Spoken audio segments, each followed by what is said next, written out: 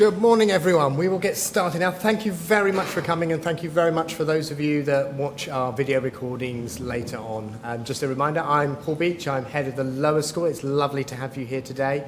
And I'm just going to do introductions of our presenters today. This is a very important topic, and I really appreciate your time taken to come and join us today.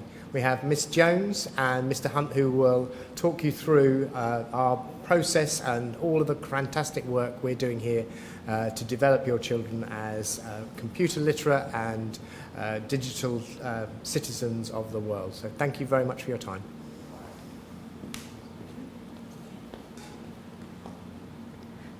Okay, good morning, everyone. I think most of you know me. I'm Mrs. Jones. I've worked here for the past, this is my 8th year. For much of that time, I've been leading computing. A long time ago, I used to work in nursery here. Prior to that, I worked for 16 years in England as a computing coordinator.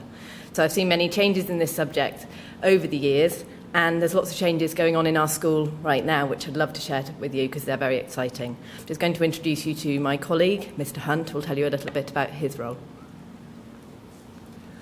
Hello, I'm Mr. Hunt. I'm currently a Year 3 teacher, and I work very closely with Mrs. Jones in terms of the computing side and the tech integration. I've got a lot of interest in tech and how it can be supporting children throughout the curriculum in primary education. Prior to working here, I worked in an Apple Distinguished Educator School, so worked very, very closely with Apple and using all of their technology. I also have an interest in terms of tech integration within a wider sphere of education. So previously, my master's dissertation was all about how we integrate tech and how that can be used to support maths and things like that. So very much interested in it, and I'm very privileged to work with Mrs. Jones, who is fantastic and has done a brilliant job in terms of integrating tech throughout the school. So we're going to be talking a little bit more about that during this presentation. So I'll just go through the aims. So the aims of this session is we're going to have a look at the curriculum, and we're going to break that down in terms of how that looks in the discrete teaching of computer science and how digital literacy and e-safety and things like that are embedded within the curriculum. Go into how the discrete versus the integrated and how that looks within the school. Speak about e-safety and digital citizenship. We're going to talk to you about how we've been training the teachers, upskilling the teachers, and upskilling the teaching assistants as well. We're going to go into a little bit about our resources, so show you some of our hardware, some of our software, and how that is used to complement the curriculum. We're going to give you examples of student outcomes for every year group, running from reception up to year 5, so you're getting a little snapshot of best practice and how that's being used in the curriculum. And we're going to give you some tips and signpost you to some resources to how you can support your child at home with digital literacy and computing. Okay, so I just wanted to start to share with you about how the curriculum is split up. So this is actually the national curriculum from England, the one that was formed in 2014. And you can see that although computer science is a large part of it, there are also 2 other strands that we have: digital literacy and information technology.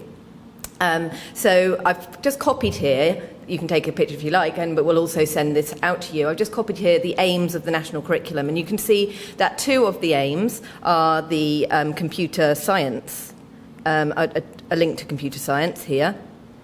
And then we also have a digital literacy aim and an information technology aim. So the way when I was in England we were advised to split up the curriculum was really to have about 50% of it computer science, and the remaining 50% split over digital literacy and information technology. I'm going to explain a little bit more about what those mean in the next slide. Okay, so this again is taken from the English National Curriculum, and you can see here that we have Key Stage 1 here. So we have our computer science, you can see that's the bigger chunk, aims about understanding what algorithms are and creating and debugging programs and using reasoning to be able to predict the behavior of certain programs. And then we've got our IT strand here, which is all about creating, organizing, storing and manipulating digital content. And then moving on to here, we have our digital literacy strand, which is about recognizing different forms of technology beyond school, but also using technology safely and respectfully. And then it's the same here. We have our computer science science strand for Key Stage 2. We have being able to use different apps and software to create a range of program systems and content in the IT strand. And we have a big emphasis here on understanding e-safety, becoming a good digital citizen, and also understanding a bit more about computer networks and so on. I've just linked here some examples. So there's some coding at the top. There's some coding work so that links to the computer science strand. Also, I've just moved forward. We've got a little poster here that was made in Key Stage 2 to show some children manipulating digital content.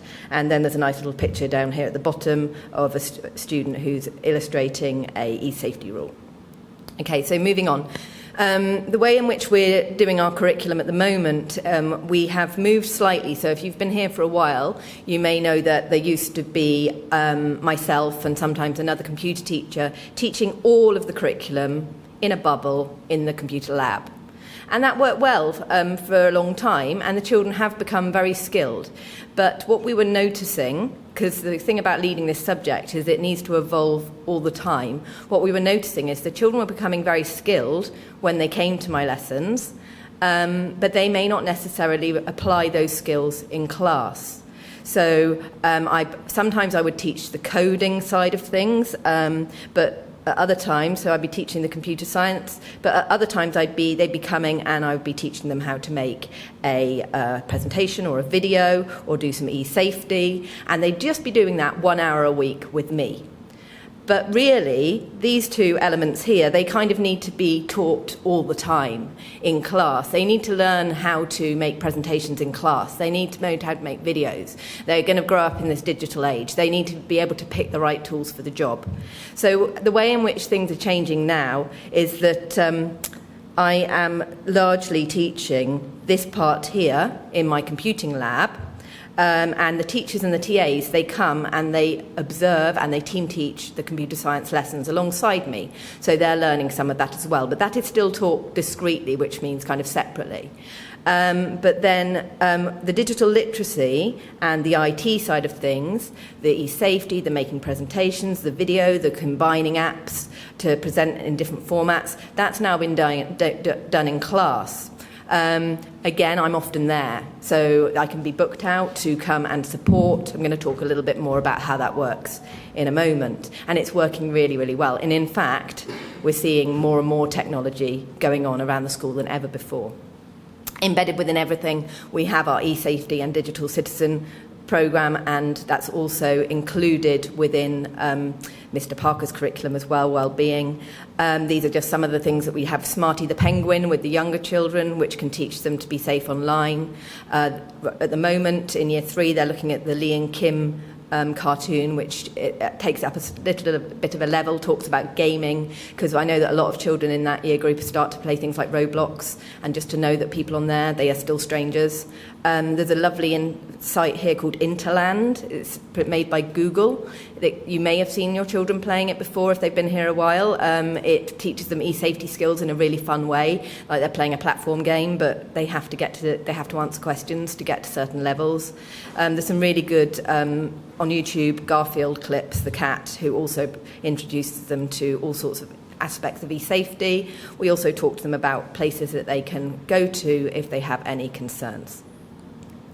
I just wanted to talk slightly about effective integration of digital literacy, which is an IT, which is what we're trying to do within the classes, and how I just wanted to reassure you that we're not, particularly when we get to Year 4 and 5 and they bring their own devices, they're not just using it as a substitution tool.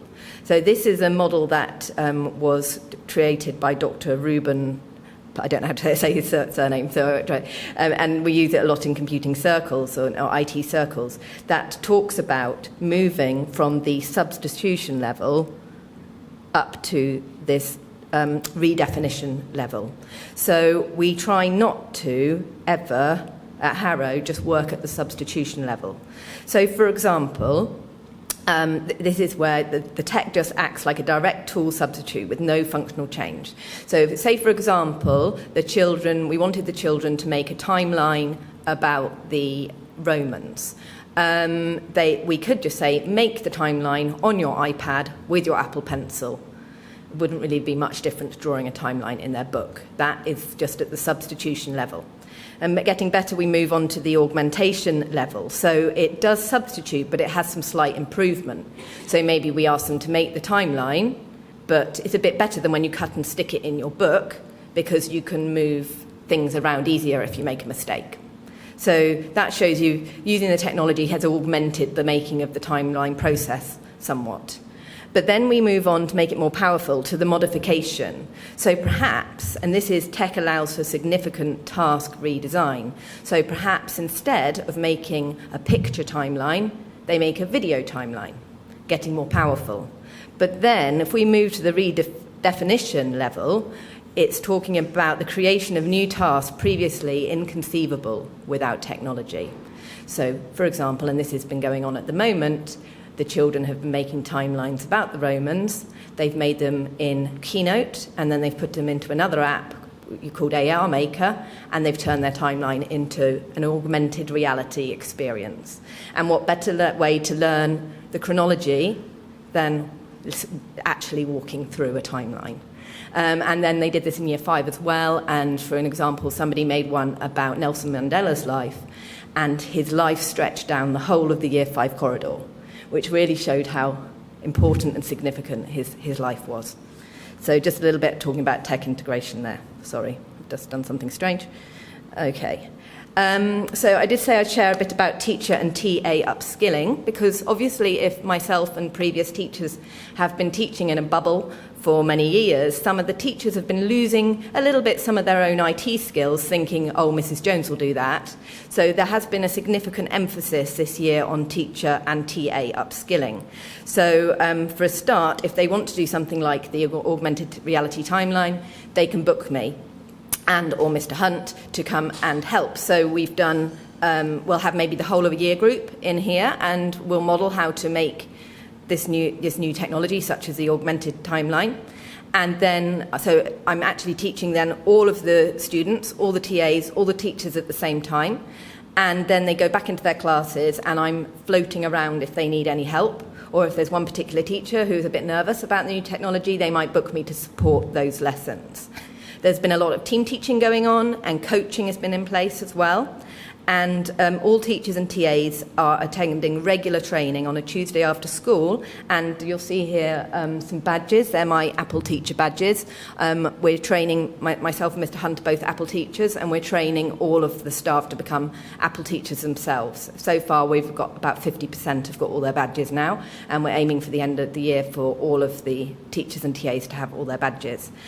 And then on top of that, obviously I want to keep up to date with the new technologies so that I can share this. So I was fortunate enough to go this weekend to India. I've just got back. So I was in India this weekend, and I got back on just Tuesday? I got back on Tuesday, and I had an amazing time. And I went to this conference with people who were tech integration and computer teachers from all over the world, and speakers from Apple and Google, and I learnt so much stuff that I just can't wait to share it with the rest of the team, which will be happening on the inset day after Christmas. So that's what's going on in terms of teacher upskilling. Moving on, were you going to do this section? Okay. I'll give you a rest from my voice. Just going to talk a little bit about the things that we actually have in school to help support the curriculum, and that's the, as Mrs. Jones said, that's not just kind of discrete in terms of the computer science. All of these resources are available for the teachers to help complement the teaching of the curriculum and various subjects, which now we've got some nice examples of later on for you to see. So just a little bit about the hardware at first. We've got the iPads. As we know, in Key Stage 1, those are 2-to-1. We've got a bank of iPads available for the reception children. Up to Year 3, 4, and 5, those are 1-to-1 devices. So every child has access to an iPad consistently throughout the school, and they can use that in a variety of ways. As well as that, we also still have our computer science suite. So we've got computers available there with headphones, where computer science is then discretely taught. We've then also got a range of other things that can help the children as we're going through and teaching these subjects to really enhance the curriculum. Here's a nice example here.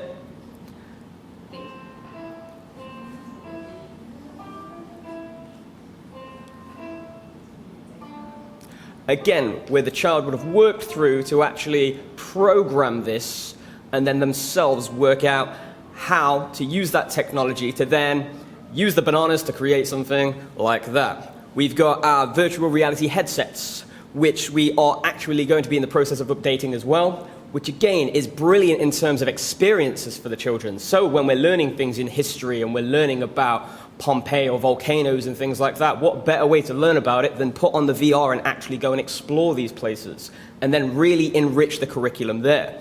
As well, we've got different devices that can also sync up with the iPad. So we have our example here, where a child has again gone through... Oops, sorry. Oh, the other way. It's, okay. I don't think it's a video. One. Yeah. Where, again, we've got different pieces of technology that can be used in conjunction with the iPad, so they can program them together and use them together. I think in that example, are you talking about the dash robots? That's the one. Yeah, the girls there, they were programming the dash robot to play the xylophone. I haven't got video for you for that one, but you can see they programmed it so that if they clapped, the dash robot could pick that up with its sensors, and then they programmed it to play the xylophone. So a lot of, and those are year 2 children. Which again is pretty remarkable when we think about the age of these children, but that is just helping them in so many other levels in terms of their mathematical thinking, in terms of really supporting the curriculum. It can support the music curriculum. It really is all-encompassing in that respect. So we also have our, again, some more examples of hardware we've got here. We've got our Bebots, which again help with coding and computing. We've got the styluses, so we've got the bank of pens that the children can then take out, and if they want to use things like Sketches School, do art lessons, create GIFs and things like that, they can use those. Mrs. Jones, if you just wanted to talk about the VR, the AR cube. Yeah, so we've got these things called merge cubes here, and they can code using CoSpace a world, and then can you see that boy's got, I think Miss Gift actually has got the cube on her hand, and if you look through the camera on the iPad, it's like a whole AR experience grows around the cube. And in that top left-hand corner, it's Lego Mindstorms, which they also have clubs on here, I think. Yep, so again, technology that's used in those after-school activities as well. And here, again, we have an example of coding where the robot has been coded to draw a flower, which is pretty nice too, as well as the hardware. So that's just an example, a little snapshot of some of the hardware that we've got to support, because what we don't want to give the impression is it's just children using iPads. It's actually using iPads and a range of other things in conjunction to help support the curriculum. Oh.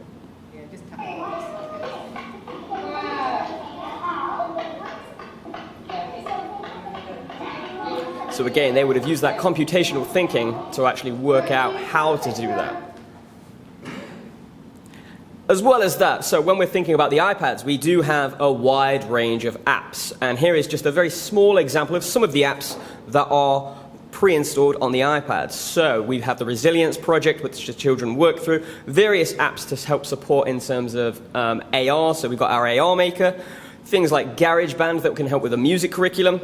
Times Table Rockstars, as we all know, is a really big focus in terms of helping children with their times tables. And things like Numbers that are pre-installed. So also, if you look to the image on your right, you can see that we've got folders. So we have things like coding, English, geography, okay? And those, again, are set by key stage. So iPads in key stage 1 are going to look very different in terms of the apps that are pre-installed on there to the iPads to the apps on Key Stage 2. So in Key Stage 1, they have different apps that then can support the curriculum on their iPads, and as they move up through the year, they'll get other apps installed on their iPads to help them throughout the curriculum. So a wide range of apps that can help support throughout lessons that are being really utilized well within the classroom. An example again of some of the software, we have Scratch, which is helping them with their basic coding skills, helping them to learn coding.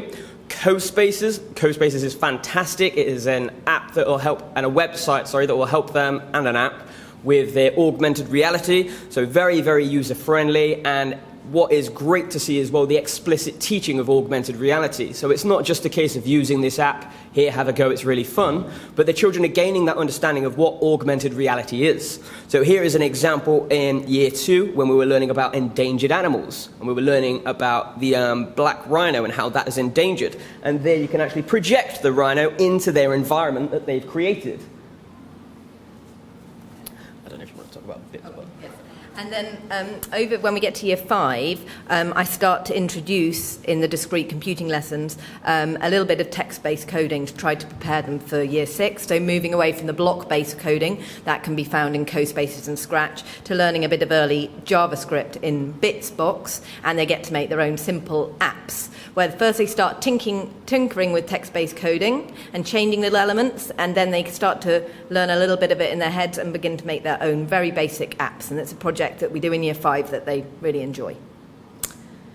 So we're going to move on now to some examples of students' work. I mean, you've seen a few of them in the last few pages anyway. The children leave pre-prep pretty skilled at Scratch usually. I'm just doing a big emphasis with it in year 3, about to move on to year 4. Year 5 at the moment, they're making Google Assistants in Scratch. So they've got a whole topic on artificial intelligence at the moment. The example that you can see on the left is of a recent year 4 coding project where they had to code a sustainable house in CoSpaces, and they had to make it so that you could walk around the house and answer quizzes about different elements such as light bulbs or a car outside or the fridge. Was it a sustainable item? So they had to code these quiz items, they had to code the doors to open and close, and then afterwards, when they finished, they were able to project those houses into the environment using augmented reality. In the younger years, we start off a lot with robots before moving on to Scratch Junior, but it's a good idea to get them doing the physical computing first. We're lucky to be well equipped here. You saw the Lego Mindstorms robots earlier. We've also got the B-bots. You see the girl there in the middle. She's celebrating that she's written a directional algorithm on her whiteboard and managed to get the B-bot from A to B. The dash robots move on a little bit more from the B-bot. You can do more with them. You saw the programming with the xylophone. I've also, in this one, managed to attach a pen to it, and you can see Mr. Mitchell there working alongside his class to teach them about how to get that dash robot to draw basic shapes. So this was a really good example of why it was useful to have the teachers in my lessons. Although I was still leading the lesson and they're learning alongside, like Mr. Mitchell really loved that lesson and then said, wow, I always find it tricky to teach angle to kids. And what I can do next time is ask to borrow one of your robots. Because if they suddenly got to get a robot drawing a square, or a rectangle, they're way more motivated. So suddenly you've got these really young kids fiddling around and working out angles without them really realising it. So it's quite a powerful way. And then you've got this really fun example from year 2 here where their job was to try to program a synchronised dance. We'll watch a bit of that.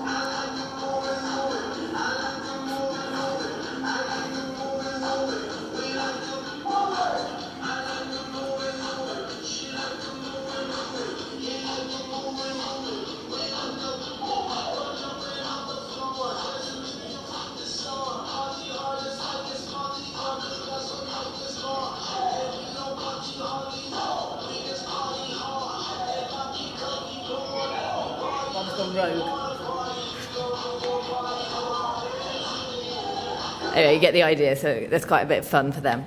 But learning all along the way. And then these are some older examples here, but some nice ones, just learning all the way throughout. This was when we were actually online. I had a really big emphasis on e-safety while we were online, and some lovely work that some children did back then about how you should respond on the internet. Some work there with Smarty the Penguin, what you should do if you see something you're unsure about on the internet. And these ones are children using markup on the iPad to create themselves as super protectors like Super Sid in the Animal Magic video I showed you a snapshot of earlier. Okay, I also go down to reception. Previously these have been like discrete lessons, but this year I've gone down into their free flow a little bit more. Although I think after Christmas I'm going to start doing half-hour lessons in there with them as well to prepare them for pre-prep. In this lovely example, you can see them using sensors to make sure that the robots follow a line or follow the light. I think that stops in a minute. Or stay within the lines. Then on the right, you can see the students are using Puppet Pals, which we use quite a lot. This is not a coding app. It's like one to promote digital literacy. It's a really good app to get children speaking. So if you've got children who are still developing English, it's a really good way to get them talking. They can choose particular characters, and then they can manipulate, they can move the characters on the screen and add their voices to tell a story. And we start that in reception, and they love it. They love it that they're becoming like the makers of their own stories. And we can even use the AR a little bit down in early years, just to begin to introduce them, maybe not build it themselves, but just have some early AR experiences, perhaps put the Three Little Pigs in the provision, the AR Three Little Pigs, and begin to verbalise the story again. At that age, it's very much about trying to get the children to talk. So we're just going to move back to Mr. Hunt now. He's going to talk a bit more about tech integration across lower school. He's in the classroom, unlike me. I'm in my classroom but he's on the front line of the classroom, and he's been collecting some great examples of work that we've both seen going on around school since we've done this greater model of tech integration. Okay, yeah, so I've got a couple of examples from every year group just to give you a really kind of whistle-stop tour of how this tech can really help support the wider curriculum. So as well as embedding those digital literacy skills and those various skills to use those apps, it's also actually how we're using that to complement and enhance the teaching of things within the curriculum, like geography, like maths, like phonics. So we've got some nice examples just to share with you. So this is from year 1, where they've used Keynote to do a sorting task. And this is also just an example of where we've used Apple Classroom. So within the classroom now, we have an app called Apple Classroom, where we as the teacher are able to control all of the children's iPads from our device. And we're able to see what they're on at all times. We're able to push work out to them. We're able to interact with them as they're working on their iPads. So from my device, I can send out a Keynote to every single child with a couple of simple taps, and then they have this presentation here, which then they work through independently. And I'm able to observe their work on my device as they're working on it as well as walking around and checking out how they're doing. And this is a good example where something hasn't just been substitution, as Mrs. Jones spoke about previously. So in year 1, when they're thinking about the properties of materials, prior to a session like this, they would have actually explored the physical properties of those materials through touching those materials and things like this, things like that. Whereas this is just a very kind of simple task where then they're showing that understanding of how can they group those materials, how can they sort those materials based on their properties in a Venn diagram. And although this is a lesson within the curriculum, so we're thinking about those science objectives, again, it's supporting that digital literacy. It's ensuring that the children are getting confident in those skills of using the iPad, using the touchscreen, sorting, resizing images, as well as associating those images with the language within the properties of a Venn diagram. So it's a multitude of skills taught in one very small snapshot, using Keynote, making them familiar from the age of year 1, from Key Stage 1, in using these apps and things like that. So this is just a little example, again, of that lesson, but it's a bit of the breakdown that comes before, where they're looking at these apps. We've got an image here of Mr. K, who is a year 1 teacher, who is explaining the process. Here we've got a little video of actually showing how Keynote can be used to take a picture of something and then drop that in based on their properties. And this is something that a child would do independently. So the child is going around with the iPad, taking a picture of something. I found something wood. I can drop it next to the image that is wood. So they're going on a material hunt. But rather than going around and using a pencil and just ticking these things off, they're actually able to grab pictures of them and then organize them in that respect. So again, it is further enhancing those computational skills of organizing data, putting data into a presentation in a very simple way where they're shown how to take a picture, how to drop it into a presentation. And again, year 1, this is children who are 5, 6 years old doing these kind of things, which is fantastic. And it enhances the curriculum. The children get excited that they can go around and take pictures and store this information. And that excites them to actually then go around and find these materials. So a great example that we've got from year 1 there. Yeah, I watched that lesson, and I just say it makes them more focused. If you just give a year 1 an iPad, they run around happily photographing everything. including themselves and all sorts of strange things. But with that, because they had to they put it in a placeholder there, they had to press that little plus and put the picture in, they were way more focused. They really were looking for the things that were wood and the things that were metal, rather than just going on a random photo binge. And a great thing, again, about using this in conjunction with Apple Classroom is you can lock the children into that app. So once they're on that presentation, that is all they can access. They can't leave, they can't go and play other things on the iPad, they can't press the home screen and get away. They're on that app. So whatever they're doing is on that app. So we know that they're working and that they are on task, as well as being able to observe every screen from our iPads. In year 2, this is a really nice example, again, of a verb hunt. So this was actually a phonics session, so a reading session, teaching the children to read. And they're going out, again, with their iPads and taking pictures and using that information to enhance verbs and words to look at the past tense of words. We've just got a little clip here as well, showing them in terms of their engagement. They had to find the coins.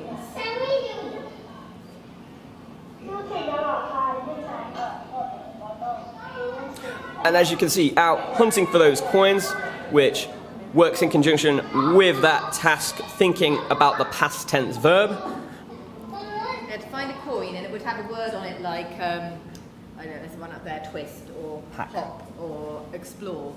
And then they had to put it into the past tense on their iPad. Past tense often is very hard for Thai children because I believe that they don't use past tense in the way that we do. So it was just, we talk about past tense a lot, but way more exciting to go around finding these treasure hunt hidden in the sand, these verbs, and then having to change them to the past tense, and again focuses them in by inputting that data into the iPad. And again, which, as Mrs. Jones said, being a class teacher and being in the classroom consistently, it's about engaging the children. And there are always those occasions where we're going to be at the front of the classroom and we're going to be dictating content in that respect. But also, when we've got those trickier concepts, it's how can we reimagine the curriculum. And using technology in this respect is really powerful to reimagine the lessons that we're delivering and making sure that the children are engaged and getting them to hit those objectives. Again, here we've got an example of shapes and symmetry. So just another nice example of where the children have been using Keynote to look at shapes. So Keynote has a lot of shapes preloaded. They can get those shapes onto Keynote and they can explore the properties of those shapes. They can enhance those shapes. They can add the lines of symmetry.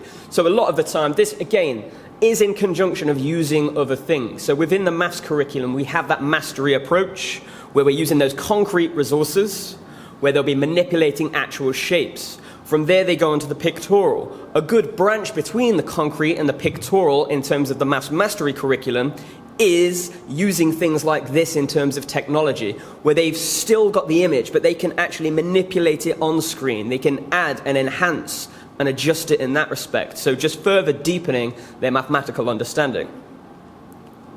So again, a nice little example there. In year 3, which is my year group which I teach, at the very beginning of the year, we just did a nice little task using Apple Clips. And this was within our GEMS and our PSHE curriculum, where we're trying to talk about the children, about promoting healthy mindsets and things like that. And this is a little nice get-to-know-you task, which used a range of computational skills and digital literacy skills, where we got the children to make a video all about themselves. So this is where the child made this video, input the images themselves, spoke over the video, edited the video themselves. So they're going through that process of editing material. Inputting a function where their speech comes at the bottom, so they're exploring the app in that respect. Also great for children who may have difficulty in speaking English as well. This is a great resource that we can use so they can speak into it, see what they're talking, and see the language in that respect. Again, here we've got some screen recording, exploring Google Earth, looking at Google Earth to find where exactly they might live into Bangkok, zooming in, recording that on screen, and then inputting that in clips. So this is a year 3 child who's able to use such a range of apps, such a range of displays of digital literacy, but to support the wider curriculum. So that wasn't a computing lesson. That wasn't a computing lesson. That wasn't a lesson where the focus was on using the iPads whatsoever. That was an all about me. But we've really brought in a range of those skills, those digital literacy skills, which are complementing that wider objective within the curriculum.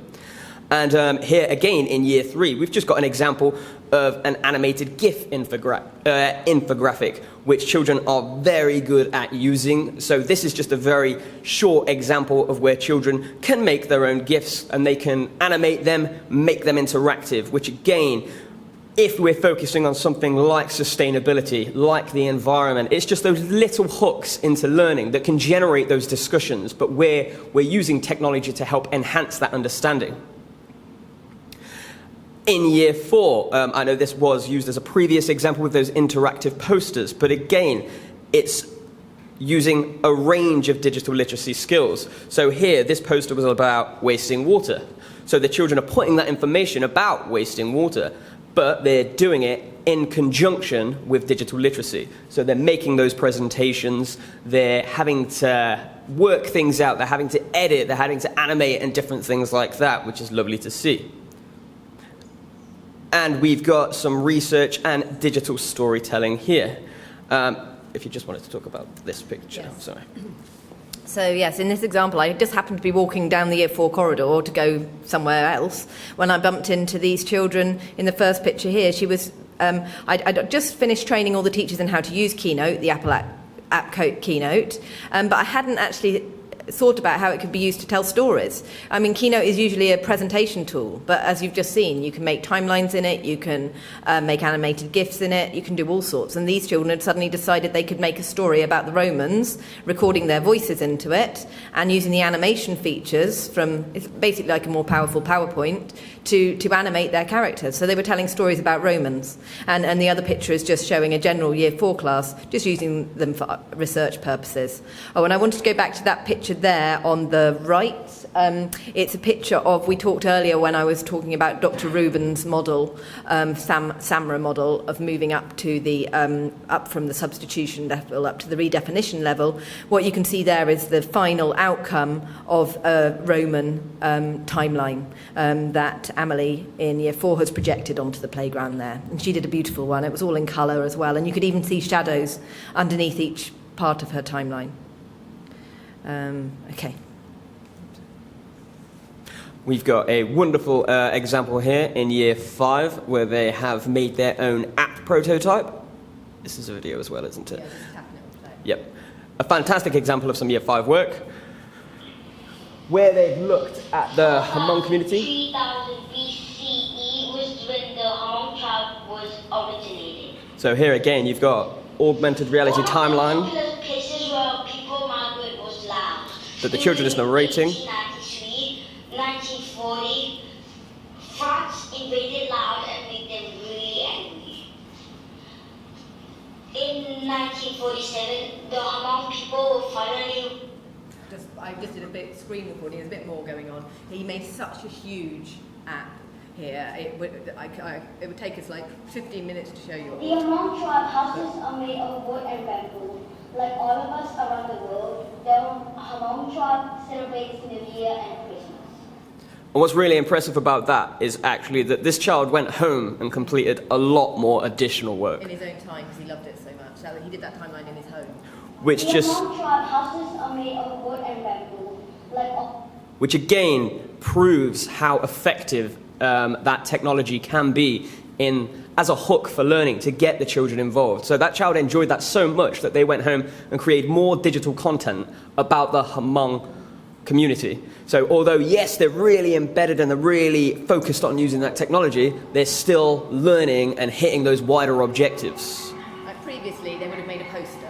But now they've gone and embedded sound, they've researched songs, they've made that timeline, they've really understood the chronology, and just to be motivated to go home when it wasn't even a homework task and do it in their own home.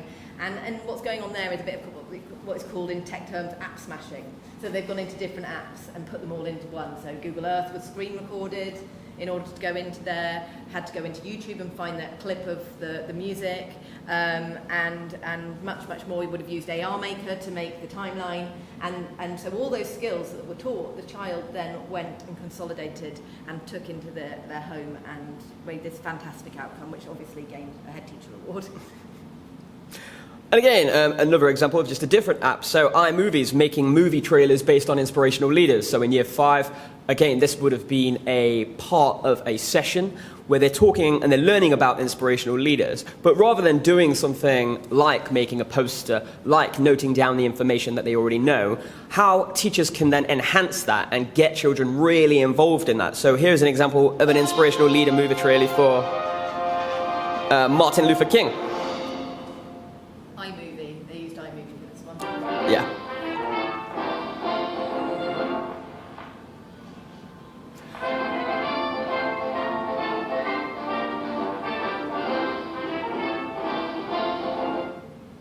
So again, just a bit of a snippet of an example there, but where the child is inputting that information that they've learnt about that particular individual, but as well as showing all of that information and hitting those wider curriculum objectives, it's showing that digital literacy and those skills to actually make that movie trailer, input those images, add the sound, type in the information, go through the editing process as they're doing that, which very much complements the process of those wider objectives that we are delivering to the children.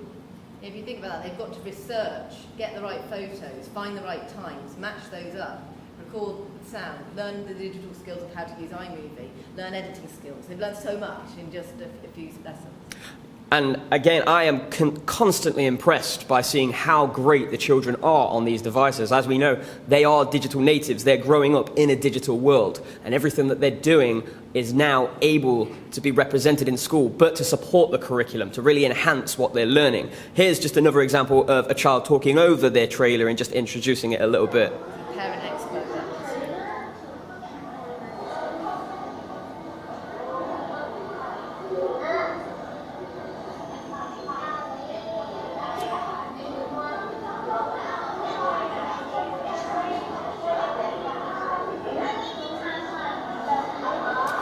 So it's not too clear, but a child in the back talking about their learning, what they've learnt about Nelson Mandela. And I'm going to pass back on now to Mrs. Jones.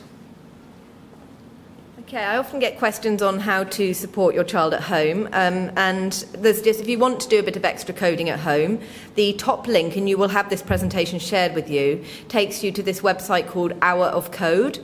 And it just has hundreds of coding activities on there, and you can sort them by age as well.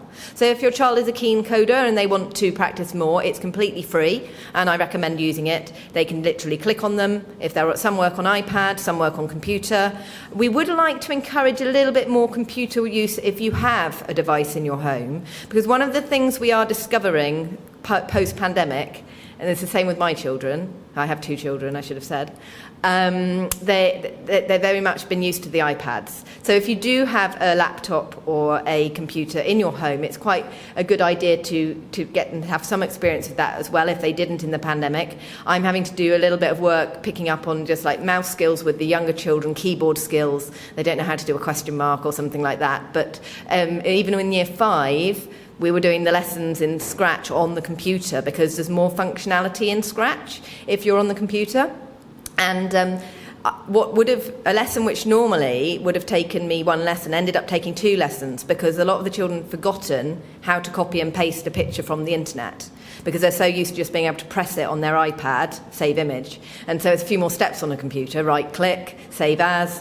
Then they're like, where's it gone? And I had to save them out. There's different folders, and it's just some of those skills during the pandemic with some children were a little bit not lost, but forgotten. So we're not picking up too much. I was fortunate in that my subject was almost accelerated a little by the pandemic. But some of the things where if children have been using one device only, they're having a little bit of trouble switching between devices. So if you happen to have a computer at home, I would recommend trying to do the Hour of Code activities on a computer rather than an iPad, but it doesn't really matter.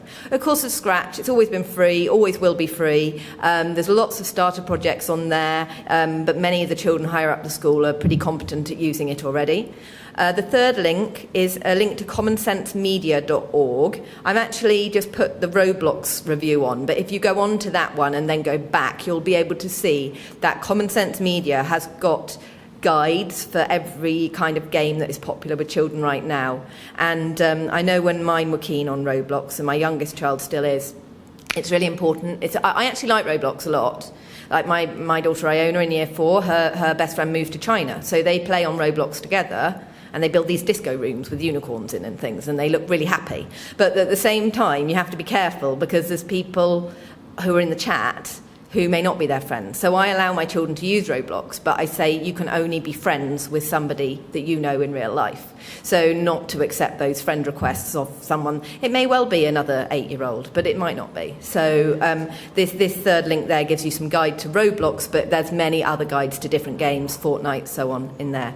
And the last one about YouTube, I often get asked questions about how you can set up restricted mode on YouTube and other things. So that's just a useful guide there for you if you want to learn more about controls in YouTube. I will be doing another workshop coming up. I'm not quite sure the date. It may be February time, where I talk way more about e-safety. We're going to send this to you, but this video here talks about how to set up parental controls on your child's iPad, particularly good if they're in year 4 or 5, once you've updated to iPad OS 16. So they've made it easier than before. Before, I've been doing quite a few catch-up sessions with parents because they want their iPads to be more locked down. And you have to go into the downtime settings, and it's okay, but you do need to be guided through the process. If you update your device to iPad OS 16 or your phone to iOS 16, it is now much easier to set up parental controls. And this video here, I won't show you all of it, but this guy on YouTube, he's very good for anything to do with e-safety. He guides you through it step by step. It's now easier than ever to set up devices for your children with some of the new family tools built into iOS 16. Here's how it all works. I've got here an iPad. Okay, I'm not going to share all that with you because it's long, but he's called, let's just see what he's called in case you want to find it for yourselves. Jacob, I think he is. Jacob, he's got lots of videos on there. Jacob Woolcock. Jacob Woolcock. For your children with some of the new family tools built into iOS 16. Here's how it all works. Okay, so you can watch that when we send the presentation to you, but he's a good person to look at on YouTube. He has many ideas for your children. So we're going to go over to questions in a moment. Thank you for listening. There is a QR code here for Ms. van der Berg would like me to share with you for feedback, isn't it? Just about how you felt the session has gone. And we would appreciate you taking a few moments of your time to answer those questions. And then we were both available if you'd like to ask us any additional questions afterwards. Thank you for listening. Okay, thank you.